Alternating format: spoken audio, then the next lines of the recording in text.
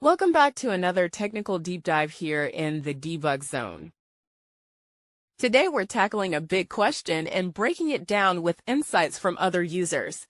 Hopefully this clears up some misconceptions and helps you get the answer you need. So buckle up, stay a little curious, and let's jump right in.